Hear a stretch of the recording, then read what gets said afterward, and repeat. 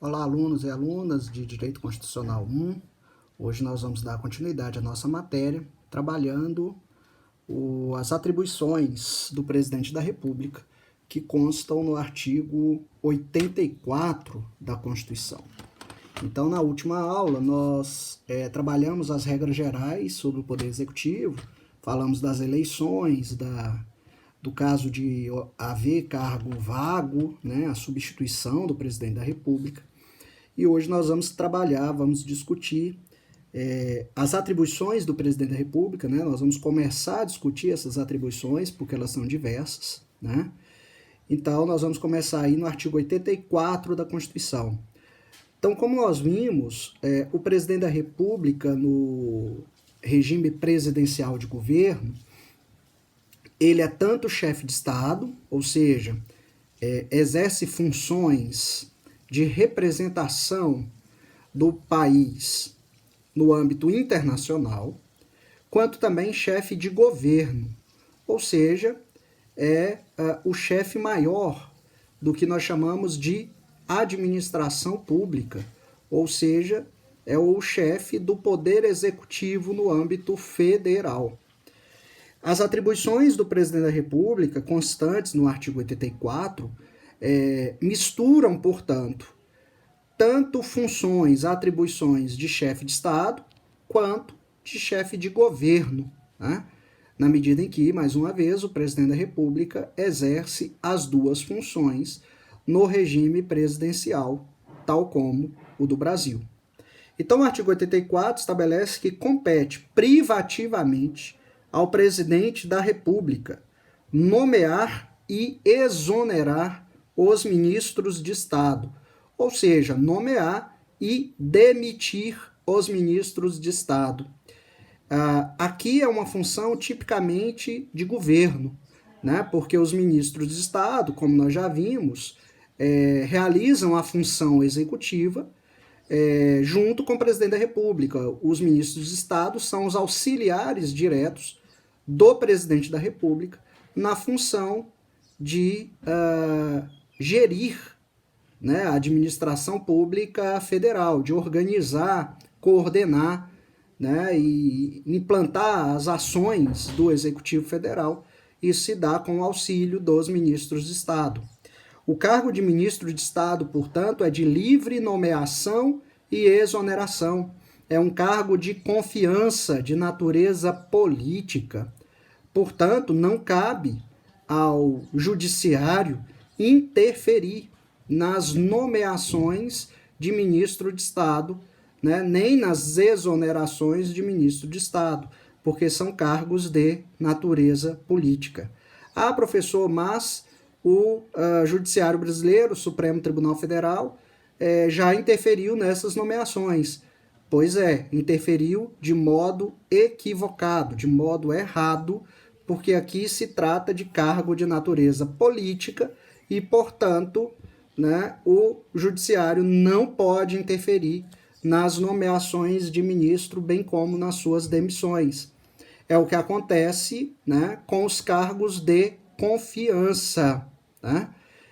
Embora a lei estabeleça alguns critérios mínimos, atendidos esses critérios mínimos para a nomeação, não cabe qualquer intervenção do judiciário nos chamados cargos de confiança. E aí, né, vem à tona a discussão sobre a nomeação do diretor-geral da Polícia Federal, Alexandre Ramagem, que foi impedido de assumir a sua função pelo judiciário, que elencou, né, a obediência que o Presidente da República deveria ter aos princípios constitucionais da administração pública do artigo 37.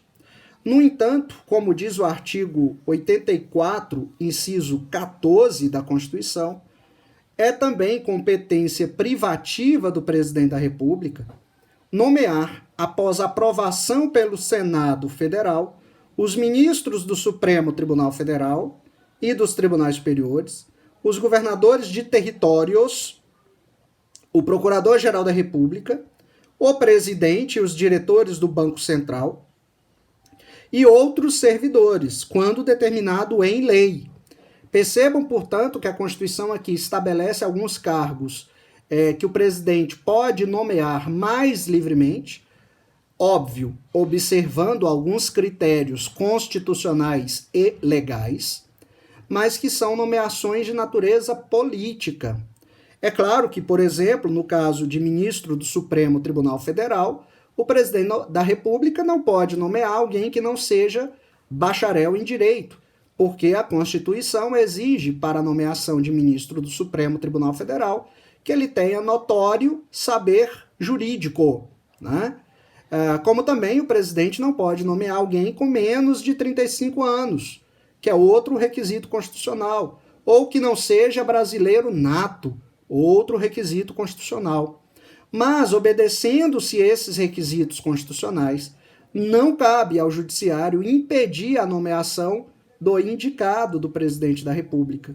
Porque quem vai fazer a análise dessa nomeação e quem pode impedir essa nomeação é o Senado Federal, como diz aqui tanto o artigo 84, 14, quanto a própria Constituição, no artigo 102, que trata do Supremo Tribunal Federal e que fala dessa oitiva, né, que vai haver no Senado Federal, a chamada sabatina, e somente os senadores é que podem barrar, evitar essa nomeação do presidente da República. O judiciário não pode interferir nessas nomeações, desde que os critérios mínimos estabelecidos pelo direito tenham sido obedecidos, que foi o caso exatamente do diretor-geral da Polícia Federal, Alexandre Ramagem, né, a indicação dele, porque a lei que estabelece que essa nomeação é do presidente da República, é de competência do presidente da República,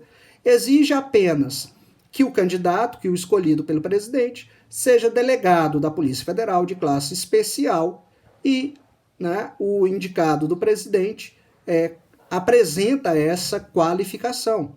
Portanto, não caberia ao judiciário interferir nessa nomeação, como foi feito, né, pelo ministro Alexandre de Moraes, e a decisão é completamente equivocada, embora tenha sido aplaudida, né, por setores do próprio mundo jurídico e da própria política, né, e da opinião pública em geral.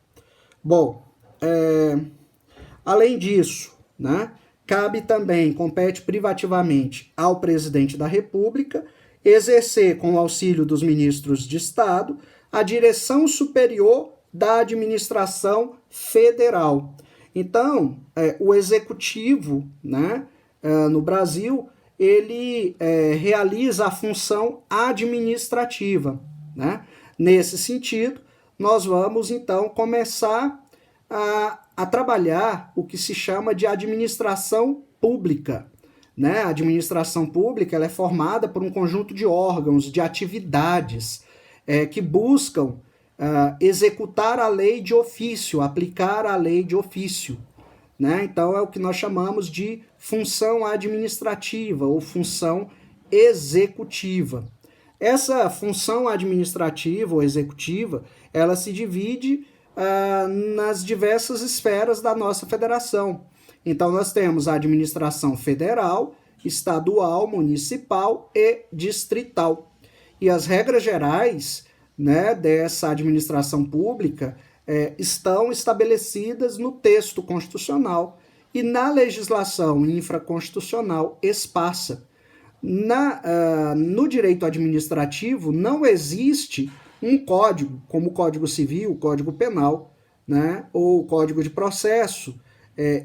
A legislação que regula a administração pública é uma legislação esparsa, espalhada, né, de modo que nós vamos entrar nessa organização da administração pública, né, que se encontra a partir do artigo 37 do texto constitucional, né, que é aberto, abre-se aí o capítulo 7, né, da administração pública.